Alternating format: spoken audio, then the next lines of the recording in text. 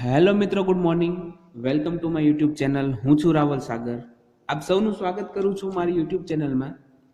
આજના આપણા લેક્ચરમાં આપણે બેઝિક મેથેમેટિક્સ એટલે કે 33000001 જે પેપર છે એની અંદર યુનિટ નંબર 2 ની અંદર આગળ વધવાના છીએ, કે જેની અંદર આપણે મેટ્રિક્સ, ઇન્વર્સ ઓફ મેટ્રિક્સ જોવાના છીએ. મતલબ કે ઇન્વર્સ ઓફ મેટ્રિક્સ એટલે કે વ્યસ્ત શ્રેણિક.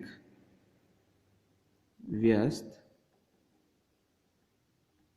શ્રેણી, બરોબર છે. હવે જો વાત કરું પહેલા તો ઇનવર્સ, તો જેવી રીતના આપણી પાસે સપોઝ કે કોઈ નંબર છે 2, મારી પાસે કોઈ નંબર 2 છે, ઓકે. તો જો હું એની અંદર -2 ને એડ કરું તો મારે આન્સર શું મળે છે? 0 મળે છે. હવે તમે સરવાળા માટે તમને ખ્યાલ હશે કે જ્યારે તમે કોઈ પણ સંખ્યાની અંદર 0 ઉમેરો તો તમને શું મળે છે? એ સંખ્યા પોતે જ મળે છે, બરોબર છે.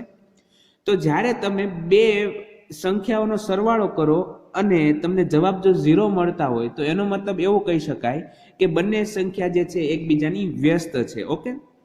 તો સિમિલરલી આપણે પણ મેટ્રિક્સની અંદર એટલે કે શ્રેણિકની અંદર એવું થશે કે જ્યારે કોઈ બે શું કહેવાય કે મેટ્રિક્સ છે એમનો ગુણાકાર એકમ શ્રેણિક આવતો હોય, કોઈ પણ બે મેટ્રિક્સના ગુણાકાર, જુઓ અહીંયા ગુણાકારની વાત છે, કેમ કે કોઈ પણ શ્રેણિક એ ને તમે આઈ સાથે એકમ શ્રેણિક સાથે ગુણશો તો તમને આન્સર આઈ એ પોતે જ મળવાનો છે, બરોબર. તો મતલબ કે જ્યારે કોઈ બે શ્રેણિક એ અને બી ને ગુણાકાર કરતા જો તમને એકમ શ્રેણિક આઈ મળી જતો હોય તો આવો જે શ્રેણિક હશે એ ને બી નો વ્યસ્ત શ્રેણિક કહેવાય, એટલે કે ઇન્વર્સ મેટ્રિક્સ, અને બી ને એનો ઇન્વર્સ મેટ્રિક્સ કહેવાય છે, બરોબર. હવે જો ડેફિનેશનની વાત કરું ક્લિયરલી, તો એના માટે છે if for a square matrix. જો અહીંયા ડેફિનેશન મુજબ કે તમને સ્ક્વેર મેટ્રિક્સ છે, ચોરસ મેટ્રિક્સ હશે તો તમને એનો વ્યસ્ત શ્રેણિક મળે છે, બરોબર છે. If for a square matrix, if for a square matrix A, there exists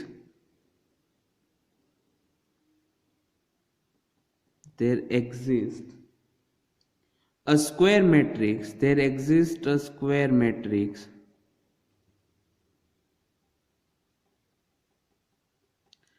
B, there exists a square matrix B such that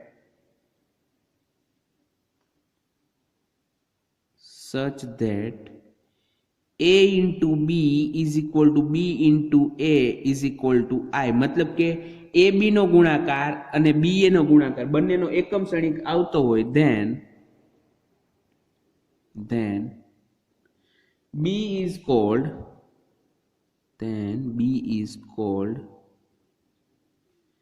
inverse of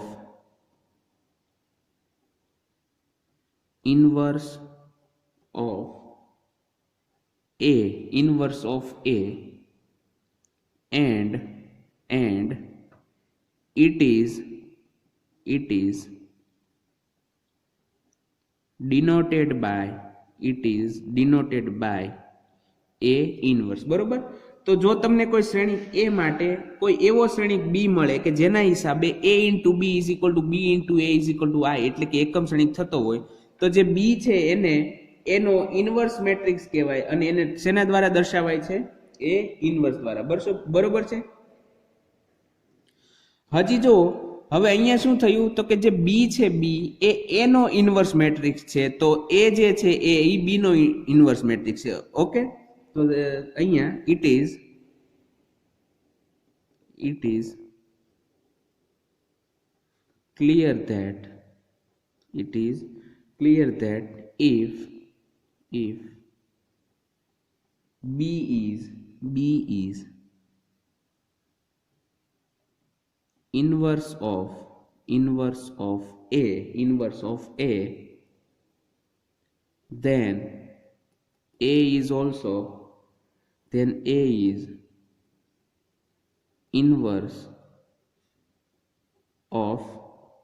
then A is inverse of B. Thus A into A inverse is equal to I is equal to A inverse into A inverse into A. બરોબર છે? તો આ હતી ઇન્વર્સની definition. હવે આપણે આગળ જે છે એક્ઝામ્પલ જોશું કે ઇન્વર્સ કોઈ પણ શ્રેણિક તમને દીધો છે મેટ્રિક્સ, ઓકે, તો એનો ઇન્વર્સ કઈ રીતના, એનો વ્યસ્ત શ્રેણિક કઈ રીતના ફાઇન્ડ કરવો. હવે એની માટેની કન્ડિશન છે, એના માટેની જે કહેવાય કે મેથડ છે, તો મેથડ હું અહીંયા લખું છું, method of finding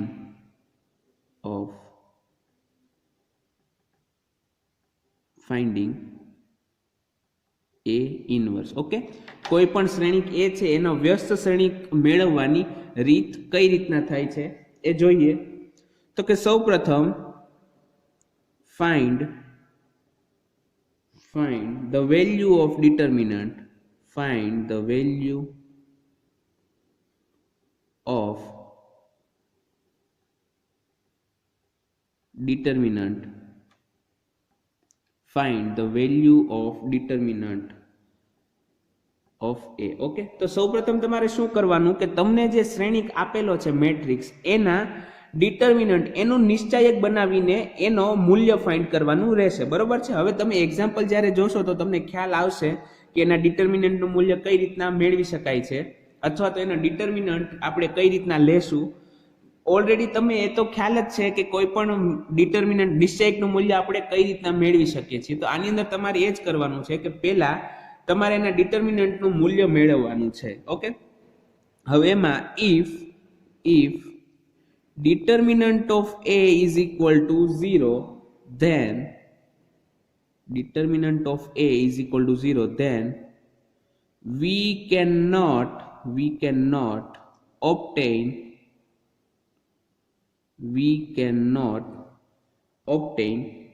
A inverse. બરોબર છે? A inverse એટલે કે જો આપણે કોઈ શ્રેણિક છે એના ડિટર્મિનન્ટ એટલે કે એના નિશ્ચયકનું મૂલ્ય જો 0 થઈ જશે તો આપેલા શ્રેણિક માટે આપણને ઇન્વર્સ મળશે નહીં. બરોબર છે? તો એના માટે ઇન્વર્સ મળી શકશે નહીં. હવે જો તો શું કન્ડિશન હોવી જોઈએ ઇન્વર્સ માટે કે determinant of A is not equal to 0. Okay, determinant of A is not equal to 0 હોય તો આપેલા શ્રેણિક માટે આપણને વ્યસ્ત શ્રેણિક મળશે. ત્યારબાદ third condition, okay, determinant of A is not equal to 0, then we can obtain A inverse. Okay, જો આપેલા શ્રેણિકના નિશ્ચયકનું મૂલ્ય 0 ન થતું હોય તો આપણને એનું ઇન્વર્સ મળશે. જો 0 નથી થતું એવું કીધું છે, ઓકે, એ પોઝિટિવ કે નેગેટિવ એની સાથે કોઈ લેવા દેવા નથી નિશ્ચયકના મૂલ્ય સાથે, પણ એ 0 ન થવું જોઈએ. ત્યારબાદ શું કરવાનું, find adjoint of A, that is ADJ A. મતલબ કે આપેલો જે શ્રેણિક છે તમારે એનો એડજોઇન્ટ ફાઇન્ડ કરવાનો. હવે એડજોઇન્ટ કઈ રીતના ફાઇન્ડ કરવાનો એ આપણે ઓલરેડી પ્રીવિયસ લેક્ચરમાં જોયું છે. ઓકે, જો ન જોયું હોય તો તમે ફરીથી એ વિડીયો જોઈ લેજો કે આપણે કોઈ પણ શ્રેણિકનો એડજોઇન્ટ કઈ રીતના ફાઇન્ડ કરી શકીએ છીએ. ત્યારબાદ શું કરવાનું, step number 4, using the formula A inverse is equal to, ત્યારબાદ તમારે એક ફોર્મ્યુલા વાપરવાની છે. કઈ ફોર્મ્યુલા? તો કે A inverse is equal to શું થવું જોઈએ? તો કે 1 determinant of A. જો અહીંયા determinant of A નો યુઝ કરવાનો હોવાથી આપણે નિશ્ચયકનું મૂલ્ય જો 0 ન થતું હોય તો જ મેળવી શકીએ છીએ. કેમ કે જો છેદમાં 0 આવી જાય તો પદ અવ્યાખ્યાયિત થઈ જાય. એટલે હંમેશા યાદ રાખવાનું કે જો ડિટર્મિનન્ટ ઓફ A નું મૂલ્ય નોટ ઇક્વલ ટુ 0 થશે તો જ તમને ઇન્વર્સનું મૂલ્ય મળી શકશે. અને ત્યારબાદ શું કરવાનું, ઇનટુમાં એડજોઇન્ટ ઓફ A. બરોબર છે? હવે આની અંદર તમે બધી જ કિંમતો મૂકશો, જેમ કે ડિટર્મિનન્ટ ઓફ A નું મૂલ્ય તમે ઓલરેડી ફાઇન્ડ કરી ચૂક્યા હશો સ્ટેપ નંબર 1, 2 ની અંદર. ઓકે, ત્યારબાદ એડજોઇન્ટ ઓફ A તમે સ્ટેપ નંબર 3 ની અંદર ફાઇન્ડ કરેલું છે. ઓકે, તો આ તમે બધી જ વસ્તુ મૂકશો તો તમને શું મળશે, તો કે આપેલો જે મેટ્રિક્સ છે એનો ઇનવર્સ મળી જશે. હવે તમારે વેરીફાઈ કરવું હોય તો તમે શું કરી શકો, જો આ વસ્તુ તમારે એક્ઝામમાં લખવાની નહીં આવે, મતલબ કે વેરીફાઈ કરવાનું તમારે નહીં આવે, તમને ફક્ત એટલું જ કીધું હશે કે find inverse of given matrix. Okay, અથવા તો એવું કીધું હશે કે for matrix A find the matrix B such that A into B is equal to B into A is equal to I. તો તમારે એ પણ સમજી જવાનું કે આ તમને ઇનવર્સ ફાઇન્ડ કરવાનું કહે છે, બરોબર છે. હવે આના આપણે એક્ઝામ્પલ જોવાના છે, પણ એક્ઝામ્પલ જોયા પહેલા આપણે આની પ્રોપર્ટીઝ જોવાની છે.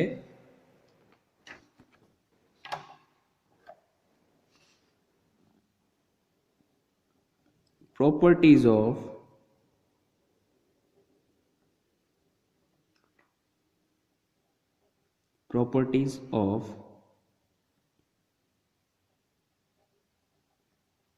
inverse. Okay, properties of inverse. Let A be ABN n cross n matrix n cross n matrix. Let A inverse exist for the matrix A,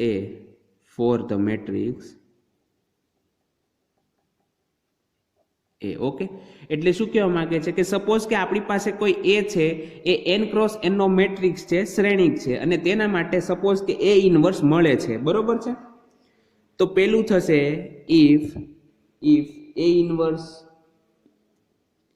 is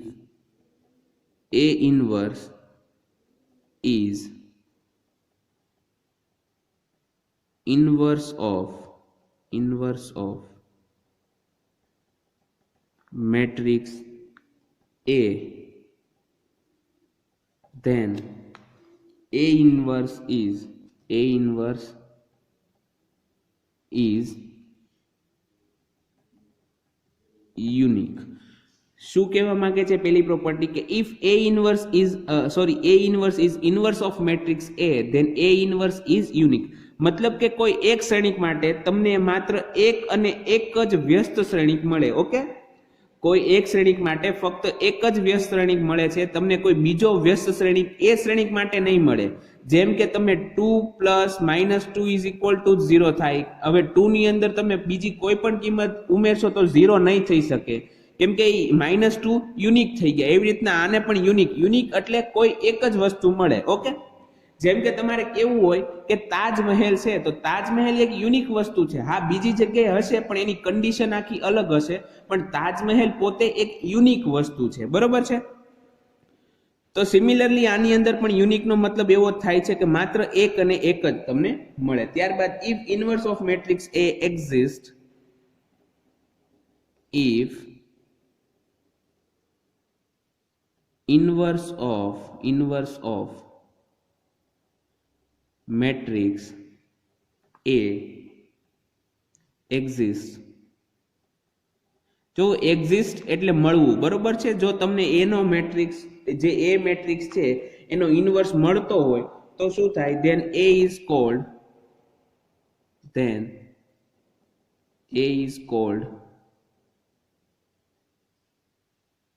non-singular matrix.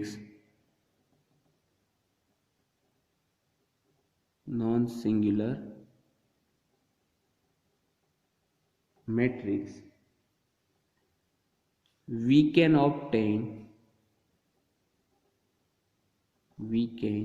obtain inverse of a non-singular matrix only. We can obtain inverse of a non-singular matrix only. બરોબર છે.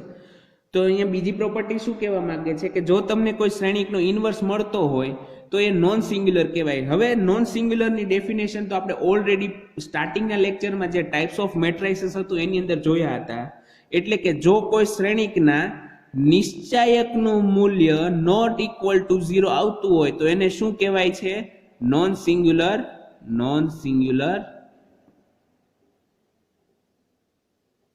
Matrix. બરોબર છે. જો કોઈ શ્રેણિકના નિશ્ચાયકનું મૂલ્ય not equal to 0 આવે તો એ મેટ્રિક્સને કેવો કહેવાય? Non singular. તો અહીંયા આપણે ઇન્વર્સ ફાઇન્ડ કરવા માટે પહેલી જ કન્ડિશન એ લાગે કે એનું મૂલ્ય કેવું હોવું જોઈએ? એના નિશ્ચાયકનું મૂલ્ય નોટ ઇક્વલ ટુ 0 હોવું જોઈએ. બરોબર છે. આ હતી એની બીજી કન્ડિશન. ત્યારબાદ વાત કરીએ property number 3. if A is non-singular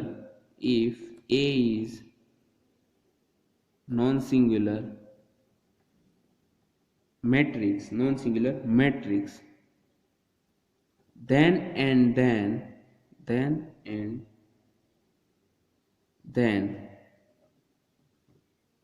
dash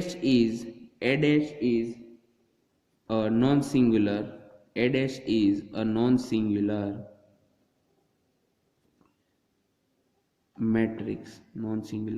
matrix. મતલબ કે જો કોઈ શ્રેણિક A છે એ નોન સિંગ્યુલર હોય તો એનો ટ્રાન્સપોઝ શ્રેણિક પણ કેવો થાય છે?